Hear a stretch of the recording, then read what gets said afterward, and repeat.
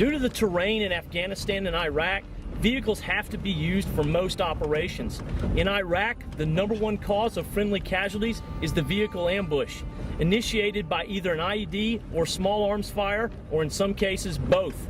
In Afghanistan, the Mujahideen successfully mounted a vehicle ambush campaign against the Soviets in the early 80s.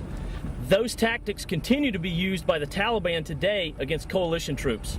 In this training scenario, we're going to be ambushed ourselves in this vehicle by surprise. We're not going to know when it's coming.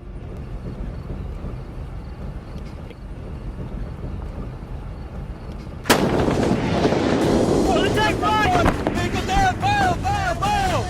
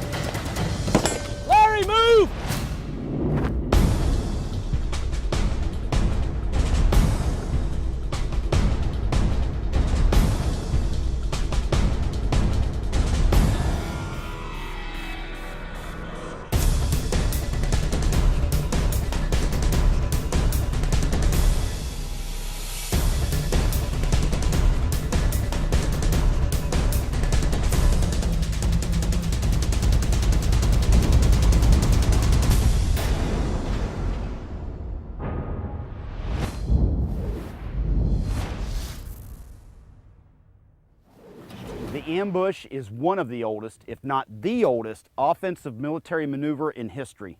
Launching a surprise attack from a concealed position is a devastatingly effective military maneuver. Successful ambushes have turned the tide in more than one war, changing history in one violent instant. Because of that, tacticians have spent a lot of time figuring out not just how to launch them, but how to prevent them. In this segment of Then and Now, we'll look at how ambush countermeasures have changed and how they've stayed the same, looking at the state of the art in the Vietnam War as well as today in Iraq and Afghanistan. In Vietnam, the North Vietnamese Army and its auxiliary force, the Viet Cong, realized they could not defeat Americans in open battle. We were far better trained and equipped, and even in Southeast Asia, we ruled the skies. To counter these advantages, the communists relied almost exclusively on the ambush as their primary means of offensive attack. In fact, fully 1/3 of all military engagements during this conflict were ambushes. And amongst the dense jungle and broken terrain of Vietnam, the ambush was a perfect tactic. Ho Chi Minh and his commanders knew what they were doing. Unleashing a mass of concentrated fire at a precise moment was both psychologically and physically brutal, as well as being the smartest way to deploy his troops. Although these hit-and-run tactics were often very successful, we shouldn't give them too much credit. It was virtually their only option against a well-honed American military machine. Because ambushes were so common in Vietnam, America's military leaders had to develop new tactics to overcome them.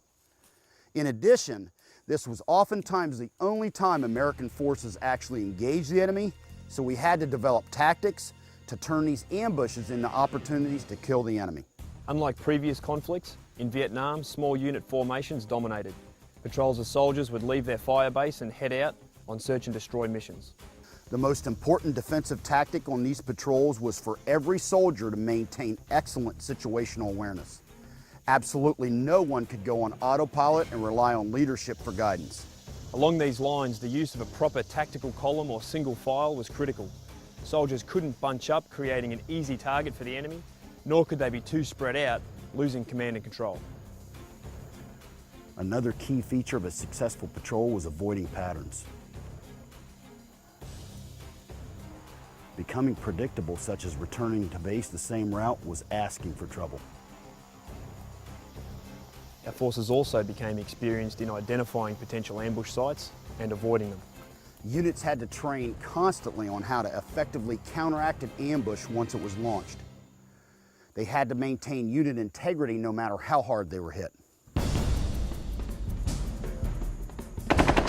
Ambush left! Ambush left!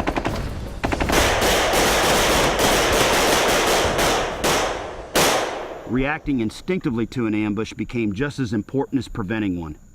This needed to become an automatic response in order to overcome the crushing stress of an ambush. To do this, American troops developed counter-ambush drills to attack ambushing forces, turning the tide on the situation.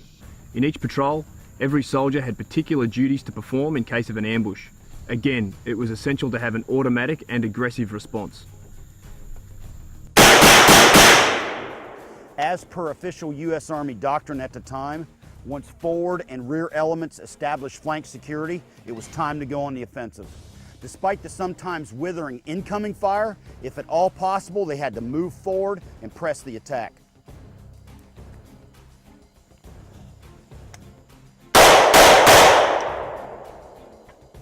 If the enemy withdrew, American troops had to follow them up and prevent them from escaping.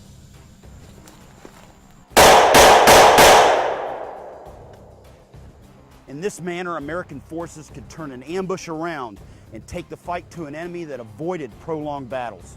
Because of these adaptations, the communists had to think twice about using what was really their one and only tactic.